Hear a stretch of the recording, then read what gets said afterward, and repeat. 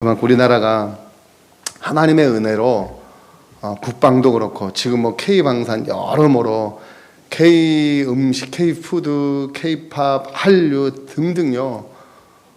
우리나라가 지금 작은 나라. 그러니까 전 세계에서 이해가 가장 안 되는 나라죠.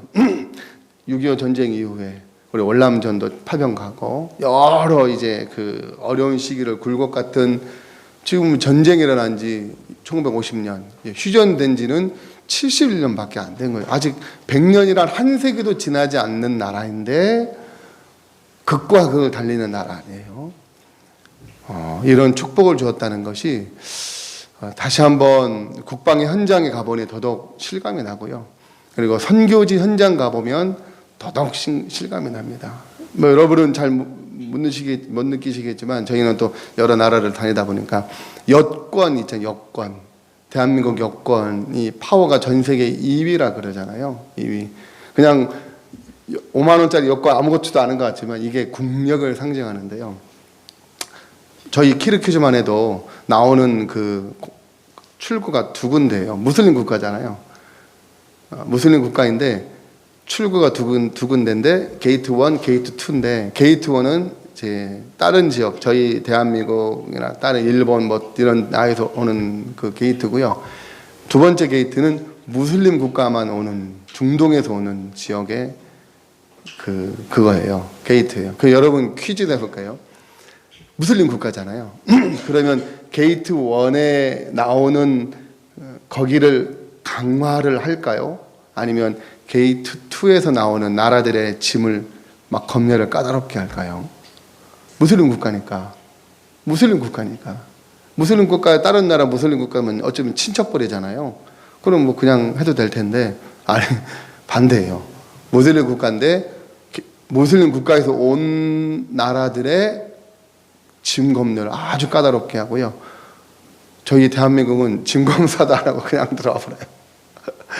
네, 몰랐어요. 그 정도로 이제 나라의 국력이 이제 우리나라의 관계나 여러 가지로, 그러니까 지금 하나님이 우리나라에게 주셨던 이 모든 K-팝, 한류, K-푸드 이 모든 것들이 경제적으로는 무역에 도움되겠지만 저와 저 여러분은 하나님 나라의 관점으로 보게 되잖아요. 뭐가 되죠? 하나님 선교에 하나님께서 어마어마하게 밀어주고 계신다는 거죠. 할렐루야. 예, 하나님이 그 때가 되었고 지금 대한민국이 하나님이 주신 여러 위기들, 우리 나라 안팎으로 위기도 있지만 그러나 분명한 건 최근에 이제 12.7 연합예배도 직접 다녀오셨고, 그리고 이제 아까 저도 점등식 이 칼럼을 보고 와, 그 설렜어요, 가슴이. 그냥 하나의 여러분 점등식 추리 정도의 불 밝힌다고 생각하잖아요. 아니에요. 성경에 말하고 있는 빛과 소금의 역할을 감당하는 것이 교회고 성도들인데 이것이 하나님의 은혜로 하나하나 한동안요 못 틀게 했어요. 거기에 별을 붙이게 하고요. 십자가를 못 하게 했단 말이죠. 단순히 불을 밝히는 정도가 아니라 교회의 어떤 권위 정도의 회복 정도가 아니라 기독교가 복음이 제자리를 찾을 때 하나님이 어떻게 우리나라에 복을 주셨고 이 위기를 기회가 되게 하시는지를 보여주는 상징이 되는 것이죠. 할렐루야. 그렇게 생각이 들어요. 그리고 그리스도인들 뭐 우리가 여러모로 교회가 위기일 때 다른 것이 위기가 아니었잖아요. 목회자들의 탈선, 여러 가지 또 성적 추문, 또 교회 안에서 이제 세상에서 바라보게 되어지는 이제 우리로 얘기하면 우리가 욕먹게 되어진 일들, 우리 안에 자성해야 되는 여러 일들, 부끄러운 일들이 마구마구 일어날 때 나라도 그때요 같이 어려웠어요. 경제적으로 어려울 뿐만 아니라 영적인 위기도 계속 왔고요. 자살률도 더 심해졌고 여러 가지로 가만히 보시면 이 영적인 위기 올 때 나라의 위기도 같이 오고 반대로 교회답게 회복되어지는 그것은 우리끼리 잘 먹고 잘 사는 것이 아니라 어떤 일이 벌어지죠? 교회 안에서 먼저 회개가 일어나고요. 다른 누구의 잘못이기 전에 목회자들 우리 성도들 안에 돌이킴이 일어나고 회개가 일어날 때 이것이 자연스럽게 어떻게 교회 안에서 회복, 가정 안에서 회복, 나라에서의 위기가 기회가 되는 일들이 일어남을 우리는 지금 보고 있습니다. 할렐루야. 그런 의미에서 참 감사한 2024년도 다사다난했던 이제 한 달여 가량 남긴 했지만 돌아보니 와, 정말 많은 일이 있었고 또 우리 개인의 삶에서도 여러 위기들도 있었습니다. 그러나 이 위기들이 하나님의 은혜로 기회가 되어지고 돌파가 되어지는 일들, 그 말씀의 중심에 보니까 하나님이 우리에게 말씀을 주시고 그 말씀 앞에 순종하며 겸손히 서는 그 은혜로 지금까지 하나님이 달려오게 하신 것 아닌가 이렇게 돌아보게 되었어요. 아까 찬양 같이 하면서 잠깐 기도하면서 하나님이 우리에게 주신 가장 큰 은혜겠다.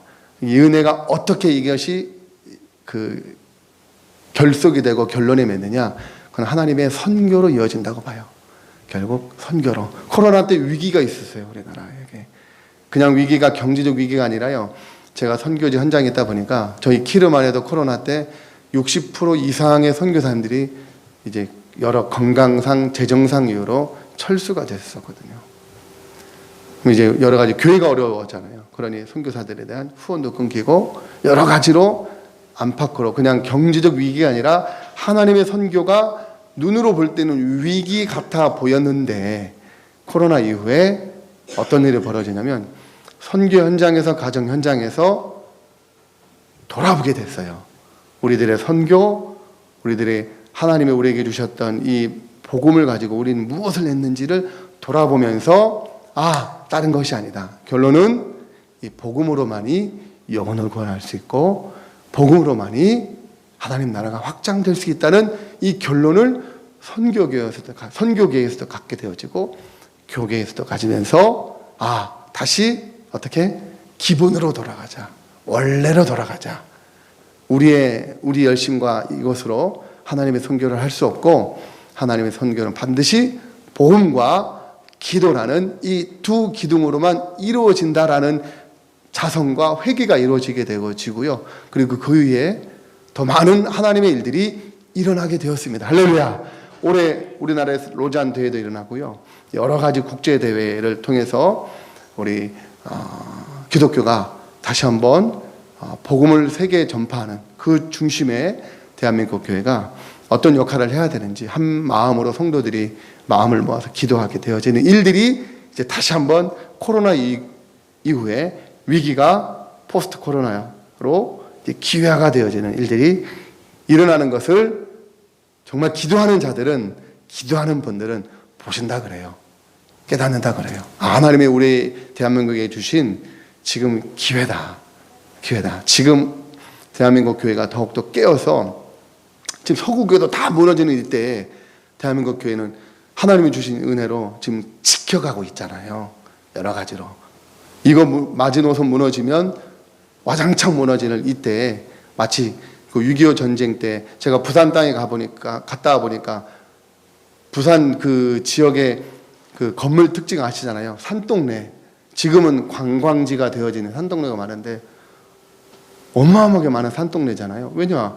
피난민들이 와서 지낼 데가 없으니까 막 산으로 올라가가지고 거의 달동네 같은 곳으로 만들어졌다. 왜냐? 낙동강 그 어귀까지 북한 공산당이 쳐들어와서 이제 북한이 완전 그 공산화가 될 위기 가운데 있을 그때 아니면 마지막 최후의 보루가 되어진 낙동강 전선 잘 아시잖아요. 그때 대한민국 교회가 모여서 함께 거기서 부르짖었고 기도하였고 이게 2014년도에 제가 해운대 50만 집회 다녀왔거든요. 그때 함께 북한의 위기 때 함께 기도하였고 그리고 올해 200만이 모여지는 온라인 오프라인으로 모여지는 이 일들을 그러니까 하나님이 계속 위기 때마다 다른 것 안 하고요. 보통 위기 때 지진 위기 때 먹고 살 거 생명 키트 같은 거 구입하잖아요. 자기가 살기 위해서 가족 살기 위해서 하는 그 부분 그런 일들이 벌어지는데 대한민국은 하나님의 은혜 주실 때 어떤 북핵 위기, 전쟁의 위기, 나라의 경제의 위기 여러 위기 때 하나님은 대한민국에 주신 축복이 뭐냐? 다 나와서 미스바 성회처럼 기도하게 하시는 거예요. 기도하게 하시는 거예요. 기도하게. 그리고 하나님 앞에 무릎 꿇게 하심으로 하나님이 우리나라를 불쌍히 여기시도록 하는 일들을 이루어짐을 다시 한번 깨닫게 됩니다. 오늘 말씀 주제가 그래서 예수의 심장을 가진 자들인데, 예수의 심장을 가진 자들이라는 본문으로 함께 은혜 나눌까 합니다. 혹시 이거 됐나요? 예. 오늘 예수의 심장을 가진 자들, 우리 아까 본문을 읽었잖아요. 자, 첫 번째 보면 6절 같이 읽겠습니다. 시작.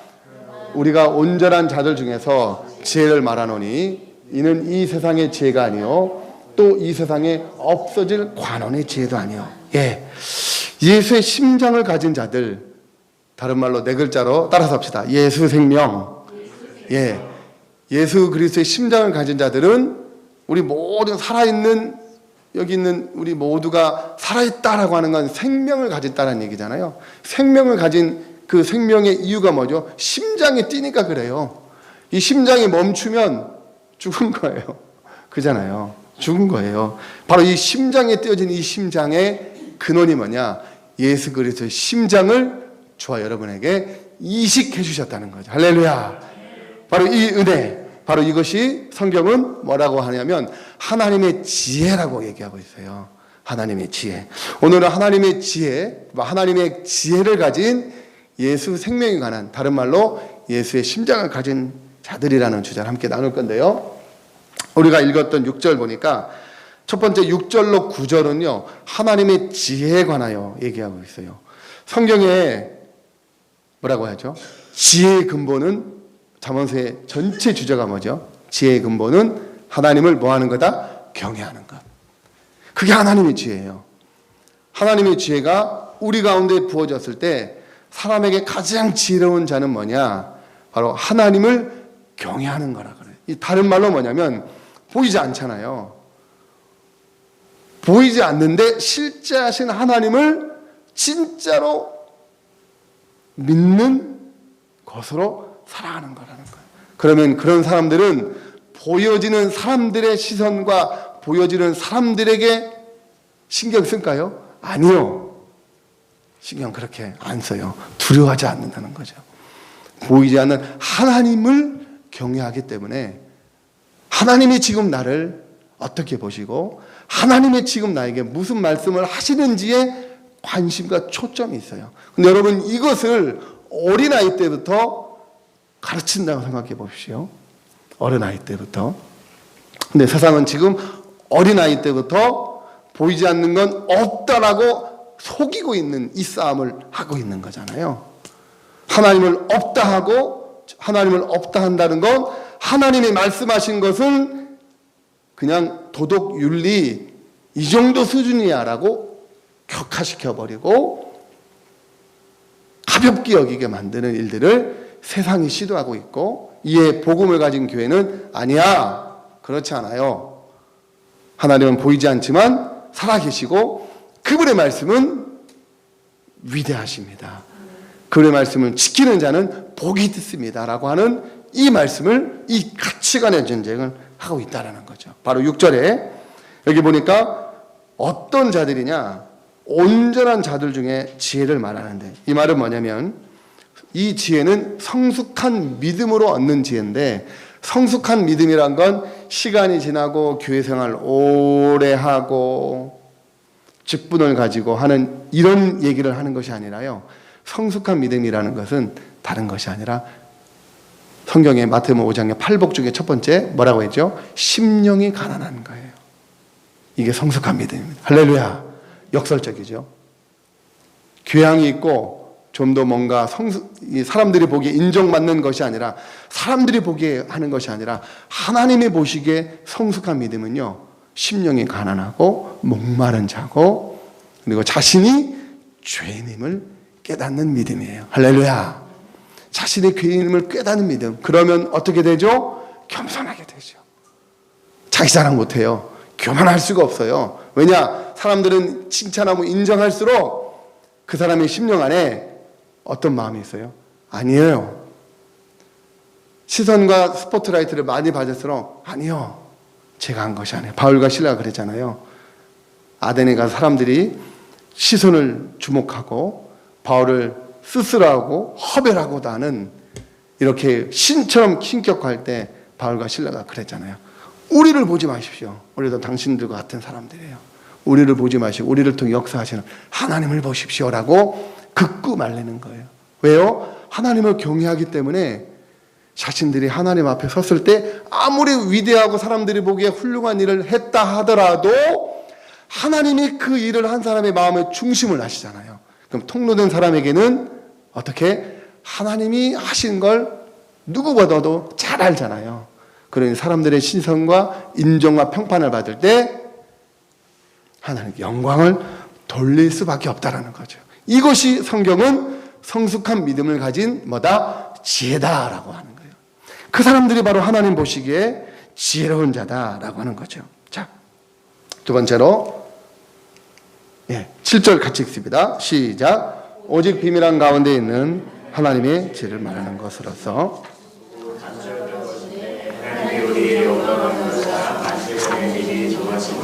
아멘. 자, 여기 말하고 있는 이 지혜를 보니까 하나님의 지혜인데 이것은 감추어진 거래요. 그러니까 하나님의 지혜는요, 감추어졌어요.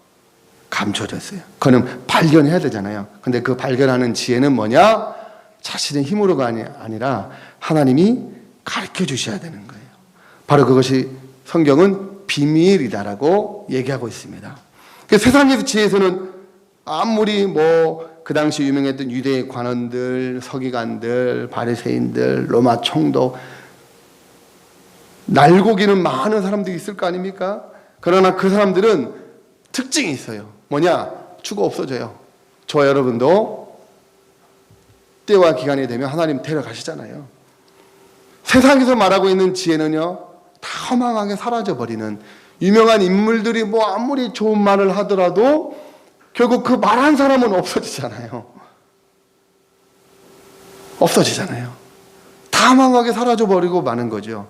그런데 세상의 지혜나 통치자의 지혜는 하나님의 지혜에 결코 이르지 못하는데, 그래서 바울은요, 이 고린도전서 1장 바로 앞장에서 뭐라고 하냐면, 십자가의 도가 멸망하는 자들에게는 미련한 것이고 구원을 받는 우리에게는 하나님의 능력이 된다라고 얘기하고 있습니다. 할렐루야. 그러니까 은밀하게 감추어진 건데, 여기 은밀하다는 건 비밀스러운 거라는 거잖아요.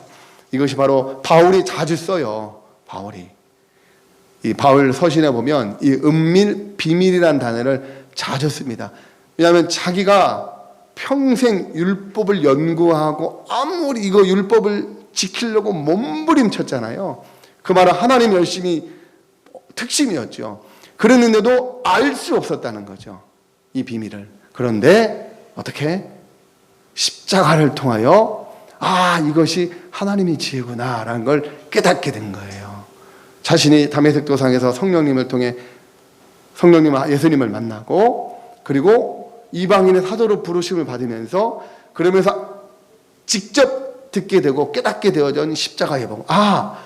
자신이 열심으로 예수 믿는 사람들을 잡아 죽였던 그 죄인 중에 괴수였던, 무리 중에 괴수였던 예수 그리스도가 어떻게 당신이 십자가에 죽으시고 그분이 부활하시고 승천하시고 임만을 하셨던 그분이 가르쳤던 모든 말씀이 어떻게 세상에서는 흉내낼 수 없는 최고의 지혜인지를 성령을 통해 바울이 깨달은 거예요.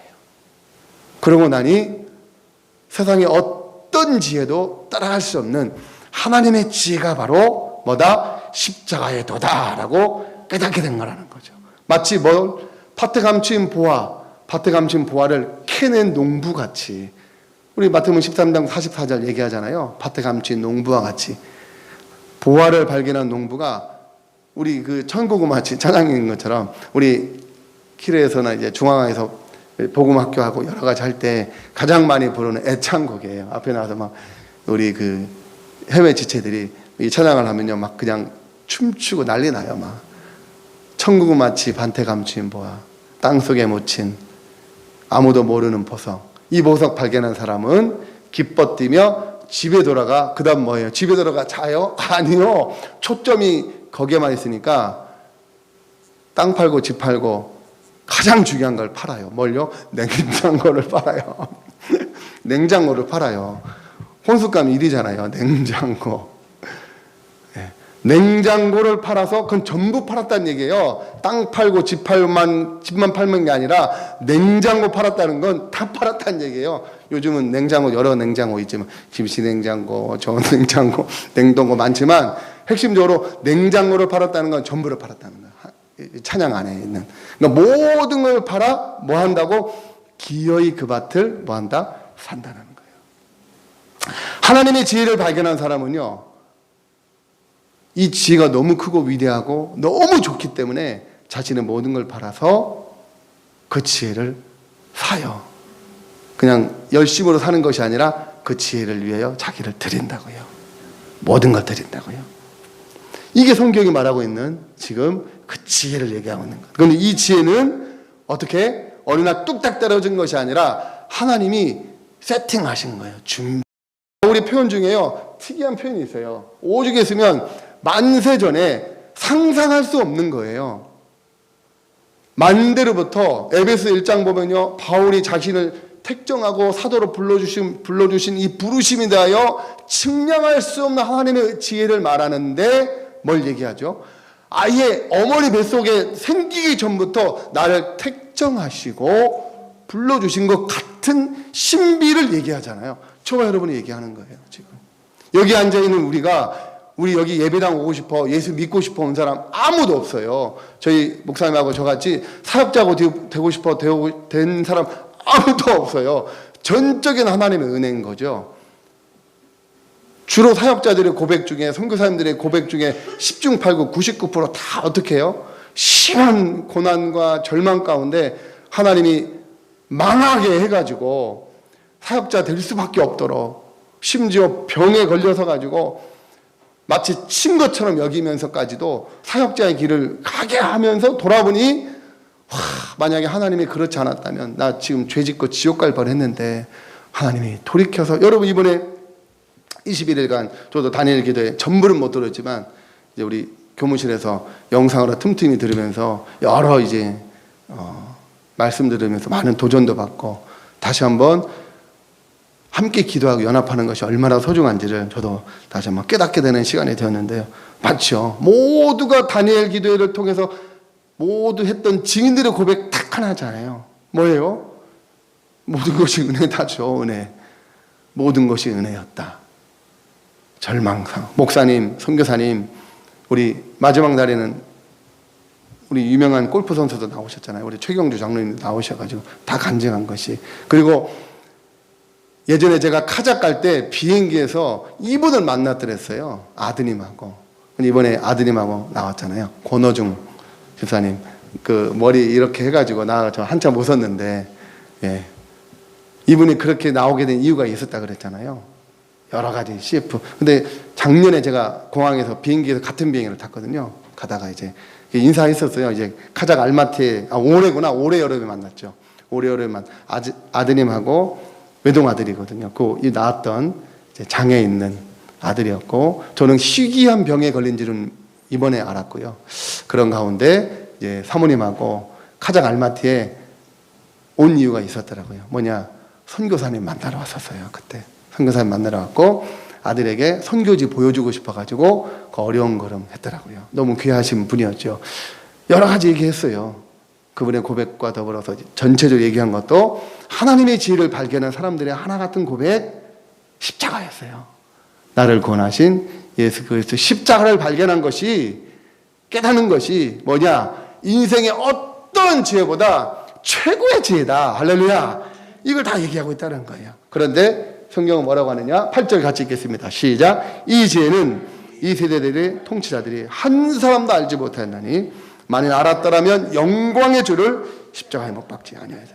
그렇죠. 예수님이 정말 메시아라면 못 박았겠냐고요. 메시아라면, 왕중왕이라면 거기 줄 섰겠죠. 뇌물 주고 막 줄 섰겠죠. 그런데 예수님은 절대 뇌물 줄 일절하지 않도록, 여러분 잘 알잖아요. 우리가 제자들이 오죽에 있으면 예수님 따르다가 성경에 나오잖아요. 복음서에 자기들끼리 싸웠어요. 심지어 제자들의 어머님조차도 예수님께 와가지고 이거 나중에 하늘나라 가면 우리 아들 좋은 자리 하도록 좀 부탁합니다. 뇌물 쓴 얘기도 나오잖아요. 서로 누가 높냐. 저희 선교지에서요. 저희도 이런 경험 한 적도 많아요. 하나님 나라의 사역들을 하다 보니까, 저희도 공동체 사역 하다 보니까 큰 사역을 잘 마치고 저희 안에 이 싸움이 있었던 거예요. 누가 더 이 일에 공이 크냐. 하다 보면, 왜 교회를 하다 보면 그런 거 있잖아요. 예를 들어 오늘 당장 우리가 김장해요. 그러면 아무개 집사는, 아무개 권사님은 처음부터 이제 김장 버무리는 것부터, 예를 들어 이제 시골 교회에 그런 일이 많았었어요. 제가 아는 목사님도 그 얘기를 하신 적이 있었는데, 이 아무개 권사님은 자기 집에 있는 배추를 직접 갈고, 직접 다 하고, 배추도 다 공급하고, 배추 버무리고 다 하고 했는데 아무도 안 알아주는 거예요.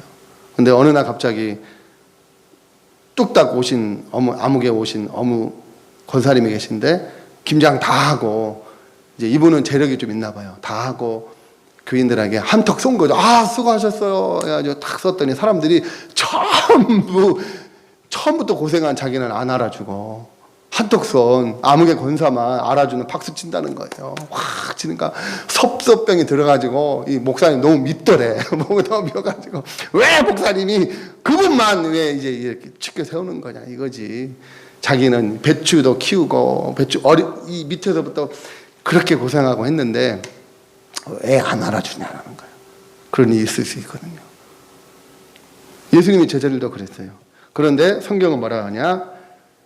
아무도 세상의 통치자들과, 지금 뭐 당선된 대통령, 미국 대통령도 있고, 지금 자기 측근의 사람들을, 자기를 도와주는 사람들을 세우는 거잖아요. 자기에 얼마나 유익이 되느냐. 세상의 통치자들, 지혜자들도 결국은 나와 어떤 관계가 있느냐, 나에게 어떤 유익을 줬느냐, 이것이 지혜라고 다 얘기해요. 그렇게. 그런데 성경은 예수님을 잘 알고 하는 사람들에게 더 큰 상을 주고 하는 것이 아니라, 바로 십자가를 아는 자들에게 하나님이 기뻐하신다는 거죠. 할렐루야. 이 세대의 통치자들이 하나도 알지 못하였나니 만일 알았다면 영광의 주를 십자가에 못 박지 아니하였으리라. 십자가만 자랑하는 자. 당신 하나뿐인 아들 예수 그리스도를 죄인인 자기를 위하여 내어주신 이 십자가를 아는 자. 바울은 다음에 이렇게 얘기합니다. 9절에 시작. 기록된 바 하나님이 자기를 사랑하는 자들을 위하여 예비하신 모든 것은 눈으로 보지 못하고 귀로 듣지 못하고 사람의 마음으로 생각하지도 못함과 같으니라. 이 말씀은요, 바울이 이사야서 65장 17절 말씀을 이제 인용한 거예요. 인용한 거 보니까 이 말씀의 핵심은 뭐냐? 사람은요, 하나님이 우리에게서 눈으로 가렸다 안 보인다 그래요. 안다고 하는 사람일수록 더 안 보이고요, 지식이 있는 사람일수록 더 안 보여요. 여러분, 역사적으로 이래로 쭉 제자들도 그렇지만 하나님의 나라에 복음에 헌신되어지고 쓰임을 받고 하나님 나라의 영광을 위하여 드려진 사람들의 면면을 보면요, 세상에 말하는 석학, IQ가 뛰어난 사람, 능력이 있고 갑부들, 예를 들어 지금만 해도 지금 이번에 미국의 트럼프 대통령이 당선하는데 큰 공을 세웠던 유명한 사람 있잖아요. 일론 머스크. 그 사람이 뭐 몇십조는 껌값이라 그러잖아요. 뭐 예수님 영접했다는 얘기도 있지만 잘 모르겠어요. 예를 들어 하나님이 사용하시기 편한 건 그런 사람들 해가지고 몇 천조 있는 사람들이 아니에요. 그런 사람들 하나님 딱 회심시켜가지고 막 교회를 막 지어버리고, 1, 200억짜리는 껌값이니까 전 세계에 막 이런 교회 지어버리면 끝날 거잖아요. 하나님 너무나 편할 것 같아요. 쉽게. 그런데 그렇게 안 한단 말이죠. 성경이 말한 대로 전도에 미련한 것을 하는 거예요. 똑같이 한 사람 회심시키는 하나님의 열심과 한 사람 회심하고 다시 돌이키고, 한 사람이 그냥 마치 전능하신 하나님이 그 한 사람을 회심시키가요, 또 막 애쓰는 것 같고, 왜 하나님 어렵게 선교하는 것 같지? 왜 이렇게 어렵게 하지? 예수 믿고 구원받고 안 믿는 가정에서 또 믿는 가정 모태신앙 한 사람을 또 회개시키기가 하여 하나님을 애쓰고 여러 또 실현의 과정, 여러 과정을 또 각각 인생의 스토리 가운데 만나게 하시는 거기에 다 일일이 개입하시고 어마어마하게 수고하는 것 같아요. 그냥 한 방에 쉽게 그냥 주님 오시면 되니까 한 방에 그냥 확 하나님의 일들을 전능하신 그 하나님의 전능하심을 그렇게 사용하시면 좋을 것 같은 우리들의 지혜가 있는데 그것이 아니라 하나님의 지혜는 전도에 미련한 것으로 오늘도 그냥 그때나 지금이나 예수님 베드로 하나 회개시키게 하기 위하여 디비라 바다까지 굳이 또 찾아가고 만나고 한 사람 마음 너가 나 사랑하느냐 3번 또 확인하고 얼마나 힘든 과정 거쳐요. 그럼 베드로가 주님 제가 사랑하는 거 주님 아시지 않습니까? 확 밀당하는 것 같고 땡기고 그리고는 전에는 너가 원하는 곳 같지만 앞으로는 내가 원하지 않은 띠뛰는 곳으로 갈 거다. 그러면 로마까지 가서 거기서 십자가에 거꾸로 못 박혀 죽는 그런 이제 제자들이 다 순교하면서 근근히 순교하고 뭐 이런 일들을 통해서 하나님이 하시면 좋을 것 같은데 하나님의 지혜는 그렇지 않고요. 세상이 말하고 있는 통치자들이 하나도 알 수 없는 지혜 2장 9절에 말하고 있는 이 말씀은 바로 진리의 성령께서 오셔서 깨닫게 하시는데 깨닫게 하시는 그 비밀이 뭐냐? 바로 십자가라는 거죠. 할렐루야. 이 일을 통하여 그때나 지금이나 동일하게 하나님의 선교는 그렇게 진행되고 있어요. 21세기 최첨단이 된 나라도 지금도 여전히 전도에 미련한 것으로 하나님은 복음을 전하고 계시고 그렇게 회심시키시고 생명이 되게 하시는 일들을 그때나 지금이나 동일하다는 거죠. 그걸 바울은 뭐라고 하느냐? 경륜이라고 표현하고 있어요. 이게 하나님의 깊은 경륜이다. 이건 우리가 감히 상상할 수도 없는 측량할 수도 없는 그런 일들을 하나님이 바로 하고 계신다. 바로 이것을 예수님은 직접 얘기하신 분이 계세요. 보혜사가 오시면 그분이 내 이름으로 보내실 성령인데 그가 너에게 모든 것을 가르치고 모든 것을 생각나게 할 거다라고 하면서 진리의 성령께서 오셔서 그렇게 하실 거다라는 얘기를 하고 계시는데 자 11절 10절 우리 아까 했고요. 바로 하나님의 깊은 것까지도 성령께서 통달하게 하시는데 11절 시작. 사람의 사정을 사람의 속에 있는 영 외에는 이와 같이 하나님의 일도 하나님의 영 외에는 아무도 알지 못한다. 사람의 마음은 사람의 마음속에 들어가봐야 알잖아요. 어떻게 알아요? 근데 우리도 우리 마음을 우리 스스로도 몰라요. 그랬더니 어떤 우리나라 유명한 그 대중가요가 가수가 그렇게 노래 있잖아요. 복음 이전에는 뭔 말인지 몰랐는데 복음을 다 알면 알수록 야, 이 사람이 십자가에 도달하는 지혜는 갖고 있었구나라는 생각이 들어요. 그 노래 아시죠? 내가 왜 이러는지 몰라. 웃는 이유는 뭐죠? 유명하잖아요. 세상 노래에서. 내가 왜 이러는지 몰라. 자기도 모르는 거예요.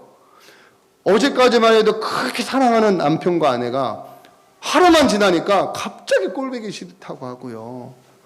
어저께까지 밥 그렇게 잘 먹는 남편이 이쁜 그 아내가 밥 잘 먹는 오늘 남편이 그렇게 꼴보기 싫은 거예요.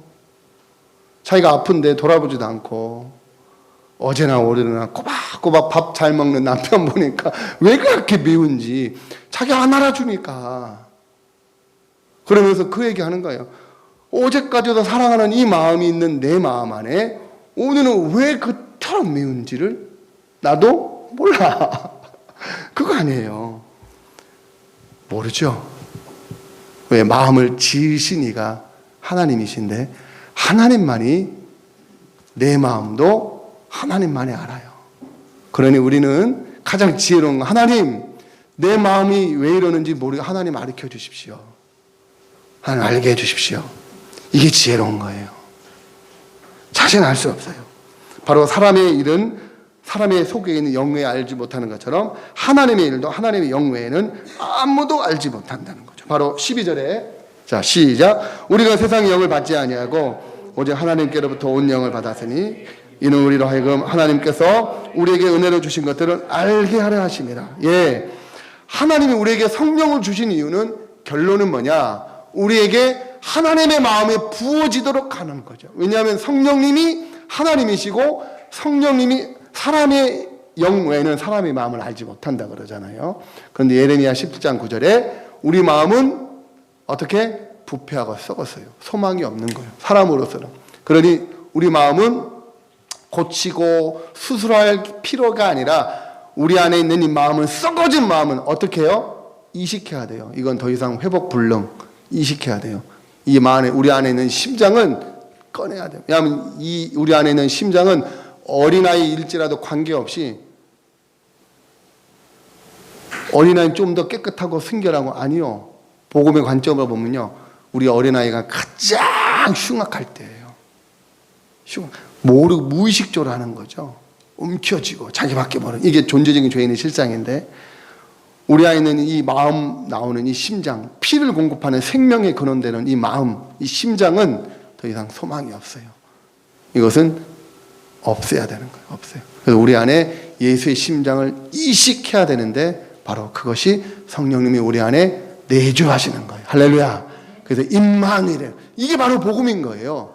복음은, 기독교는 바로 이걸 얘기하고 있는 거예요. 다른 어떤 종교는요, 이 마음을 회복하려고 불교, 이슬람, 유대교, 모든 것 다 뭐냐, 이 마음을 치료하는 데 바빠요. 그러니 유명한 거, 단 같은 거 있잖아요. 마음을 회복시키려고.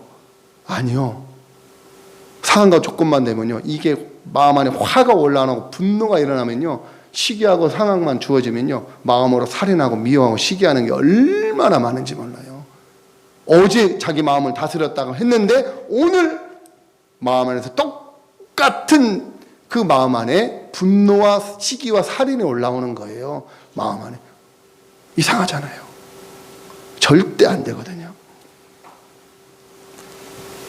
13절 시작. 우리가 이것을 말하가니와 사람의 지혜가 가르침 말려 아니하고 오직 성령께서 가르치신 것으로, 영적인 일은 영적인 것으로 분별하는. 바로 이것은 뭐냐? 사람의 지혜가 아니고 바로 성령님의 말씀하시는 것으로, 하나님의 일은 성령으로만 분별이 가는, 이것이 하나님의 생각인지 사람의 생각인지는 성령께서 뭘 통해서, 말씀을 통하여 우리를 깨닫게 하시는 것 외에는 절대 알 수가 없는 거예요. 그런데 14절 시작. 육에 속한 사람은 하나님의 성령의 일들을 받지 아니하나니 이는 그것들이 그에게는 어리석게 보임이요 또 그는 그것들을 알 수도 없나니 그러한 일은 영적으로 분별함이니라. 예, 육에 속한 사람은 하나님의 성령을 받기를 싫어해요. 받기를 싫어해요. 나를 부인해야 되고, 어떻게 한쪽 밥 맞으면 다른 쪽 밥 내밀어요? 불가능하죠. 속옷을 주라면 겉옷까지 어떻게 줘요? 안 돼요. 근데요, 예수님의 사람들, 하나님의 사람들은요, 예수님과 똑같이 생명을 줘요. 자신의 전부를 줄 수밖에 없어요. 그 안에 예수의 심장을 가졌기 때문이죠. 그래서 하려고 되는 것이 아니라 생명이 바뀌었기 때문에 그게 가능합니다. 바로 성경은 그것이 성령이 성령으로 하신다라는 얘기를, 우리의 사람의 생각으로 세상은 얼마나 계산, 무역, 경제, 세상 이치로는 불가능하잖아요. 기브 앤 테이크잖아요. 줘야 받는 것. 계산적이고. 그런데 어떻게 기브 앤 테이크가 아니라 원수한테 자기 생명을 주나고요. 자신을 죽이는 자들에게 자신의 목을 내미냐고요. 그럴 수 없죠. 15절 시작. 신령한 자는 모든 것을 판단하나 자기는 아무에게도 판단을 받지 않아요. 예, 성령이 우리 안에 함께 계시면 어느 누구에게도 하나님의 마음으로 이 판단하는 것이 정죄하는 것이 아니라 국률한 마음을 갖는 거예요. 국률함을 갖게 되어지고. 마지막 16절입니다. 시작. 누가 주의 마음을 알아서 가르치겠느냐? 그러나 우리가 그리스도의 마음을 발견해라. 저는 오늘 16절을 얘기하고요, 15절 쭉 왔던 거예요. 이 얘기를 하고 싶었어요. 그리스도의 마음을 가진 자들, 즉 예수의 심장을 가진 자들, 이게 바로 하나님의 지혜를 가진 자들이고 세상의 지혜가 아니라 세상이 말할 때는 어리석게 보이는데 그것이 하나님의 말씀이라면 어리석게 보이면 그 길을 순종해서 가는 걸 얘기해요. 그게 세상에서는 어리석게 듣고 사람들이 그렇게 말할지라도 그것이 하나님의 말씀이라면 순종해서 가는 것. 그게 바로 그리스도의 마음을 가진 자예요. 그렇게 사는 사람이 있냐고요? 있죠. 당연히 있죠. 바로 예수 그리스도의 사람들. 지난 금요일 날 22일 오전에 제가 뉴스를 보다가 신라 호텔에서 이제 58주년 횟수는 56회라고 그러더라고요. 국가조찬 기도회가 열렸더라고요. 국가조찬 기도회가 열렸는데 이번에 올해의 그 조찬 기도회를 저는 다른 시각으로 보게 됐어요. 그동안 잘 보지도 않았고요. 좀 저 안에도 부정적인 시선이 있는데 올해 다시 새롭게 보게 되어진 일들이 있었어요. 1966년도부터 시작된 이 국가조찬 기도회가 기도회 어떤 건지 아시죠? 한나라의 대통령을 모시고 이제 산부 요인과 국회의원들과 함께 모여서 나라의 안녕과 물론 위정자들, 대통령을 비롯한 국회의원들과 여러 나라를 위해서 기도하는 모임이에요. 이것이 여러 가지 평가도 다반하긴 하겠지만 그것은 정치적인 얘기는 고사하고요. 하나님이 어떻게 바라보시는가가 중요하니까 올해 특별한 메시지가 선포되었어요. 뭐냐면 설교를 올해 하신 분이 김장한 목사님이신데 처음 하셨더라고요. 그동안에 우리나라의 교계에서는 어른격에 속하시는 분인데 올해 90세도 넘고 우리 72년도에 빌리그레함 목사님 오셨을 때 그때 그분이 50년 전이잖아요. 50년 전에 김장한 목사님이 통역을 하실 정도로 아주 엘리트셨고 그때 이제 복음을 위하여 애쓰셨던 정말 열심을 다해 지금까지 달려오셨던 분이잖아요. 처음 설교하셨는데 이 김장한 목사님의 설교를 제가 쭉쭉 들으면서 너무 감사한 시간이 됐어요. 왜냐하면 이 얘기 때문이에요. 김장한 목사님 말씀하시는데 대한민국의 지금의 부강한 나라가 된 데는 하나님의 전적인 은혜였고 여러 위기들도 있었지만 그러면서 딱 하신 얘기가 이분을 소개하는 거예요. 국한 조찬 기도회에 주로 어떤 대통령의 치적이나 이렇게 좀 할 수도 있잖아요. 정치적인 발언도 할 수 있는데 일절 없이 이분의 얘기를 하면서 우리나라의 근간을 얘기해 주는데 루비 캔드릭 선교사님을 소개하는 거예요. 김장한 목사님이. 또 우리나라에 26세 때 오셔가지고 9개월 딱 선교하고 이게 좀 빨리 지나가서 잘 볼지 모르겠지만 이 얘기가 루비 캔드릭 선교사님이 순교 전에 맹장염으로 돌아가셨거든요. 9개월 만에 돌아가셨을 때 미국에 있는 엄마 아빠에게 마지막으로 드린 편지를 김장한 목사님이 소개를 하시더라고요. 아버지 어머니 이곳 조선 땅은 참으로 아름다운 곳입니다. 모두들 하나님을 닮은 사람들 같습니다. 이런 눈앞에 보여지는 조선의 상황은 복음에 반역하고 사람들이 잘 안 믿고 캄캄한 보이지 않는 그런 암울한 적은 복음을 듣기 위해 20km 심리가 4km인데 50리를 맨발로 걸어오는 어린아이들을 보았을 때 그들 안에는 하나님의 사랑 때문에 위로를 받는다. 한편은 탄압이 심해지고 토마 선교사도 제임스 선교사도 순교했습니다. 예수님 영접한 지 일주일도 안 되는 서너 명이 끌려가 순교했고 이게 그 당시 우리나라 상황이죠. 선교본부에서는 철수해라 그랬더니 대부분 사람들이 선교사님들이 철수하지 않고 숨어서 예배를 드리고 있습니다. 순교할 작정인가 봅니다. 오늘 밤은 유난히도 고향으로 돌아가고 싶습니다. 외국인을 죽이고 기독교를 증오한다는 소문 때문에 부두에서 그 저를 처녀 선교사인 루비 캔드릭을 끝까지 말렸던 엄마 얼굴이 자꾸 눈앞에 아른거린다고. 아버지 어머니 어쩌면 이 편지가 마지막일 수도 있습니다. 제가 이곳에 오기 전 뒤뜰에 심었던 한 알의 씨앗으로 이제 내년이면 온 동네가 꽃으로 가득하겠지요. 그리고 또 다른 씨앗을 만들어내겠지요. 저는 이곳에서 작은 씨앗, 미랄이 되기로 결심했습니다. 제가 씨앗이 되어 이 땅에 묻히게 되었을 때 아마 하나님의 시간이 되면 조선 땅에는 많은 꽃들이 피고 그들도 여러 나라에서 씨앗이 될 것입니다.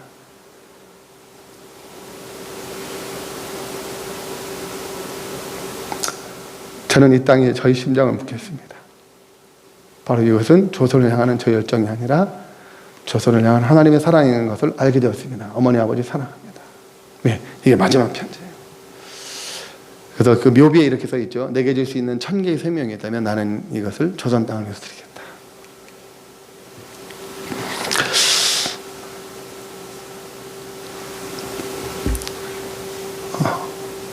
목사님이 루비 캔드릭 선교사님을 소개하면서 대한민국이, 오늘의 대한민국이 있게 되어지는 이유를 딱 얘기했을 때 제 안에 아멘이 되었어요. 하나님 감사합니다. 잊어버렸거든요. 대한민국이, 교회가 잊었어요. 여러 가지 정치적으로 미국 어떤 여러 가지로 이념적으로 계속 그렇게만 얘기했지. 그 계기를 하나님 원래 우리에게 허락하신 것 같더라고요. 연합예배를 통하여 미스바 성회전 앞에 나와서 이유는 딱 하나잖아요. 하나님의 법을 벗어나는 것을 우리는 좌시할 수 없다. 하나님이 이 땅을 어떻게 사랑하시는데 남녀노소 불구하고 전국에서 모였고 기도했고, 이제 아까 충남도청에 성탄 트리가 세워진 것처럼 각 지역에 십자가의 트리가 세워지면서 제가 섬기는 키르에는요, 만약에 하나님이 선교사님들을 먼저 이 땅에 보내서 복음을 듣지 않고 반대로 무슬림 선교사들이 와서 들었다라면, 중앙화 곳곳은 시골 곳곳에 가면요, 십자가가 아니라 달이 떠 있어요. 달이 무슬림 뜻하는 모스크가 세워져 있어요. 곳곳에, 시골 곳곳에. 우리는 전국 방방곡곡, 낙도 섬에 가도요, 교회다 하나씩 있거든요. 때로는 얘기해요. 밤에 십자가 불빛이 잠 안 오고 막 시야를 가린다. 아니요. 십자가에 밤마다 떠오르는 네온사인 같은 십자가 불빛은요, 예수 그리스도의 피고요. 누구든지 죄인들은 큰 교회든 작은 교회든 관계없이 그곳에 와서 수고하고 무거운 짐진 자들아 내게로 와라. 내가 쉬게 하리라 하셨던 하나님의 음성이에요. 하나님의 은혜라는 거예요. 곳곳에 십자가가 있다는 것. 만약 하나님의 은혜를 주지 않으셨더라면 지금 저와 여러분은 메카에 평생 한번 열심히 돈 모아서 성지순례를 가다가 압사해서 죽는 말도 안 되는 이 비참한 상황을 겪을 수도 있었어요.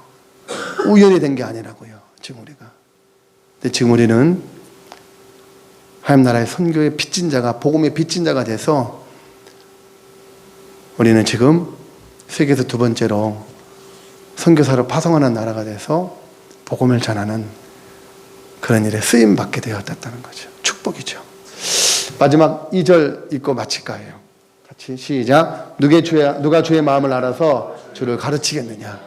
그러나 우리가 그리스도의 마음을 가졌느니라. 예, 이제 바울의 고백이 아니라 저와 여러분이 우리 안에 예수 그리스도의 심장을 가지고 우리 삶의 자리에서 예수 그리스도를 드러내는 통로 되어야 될 줄로 믿습니다.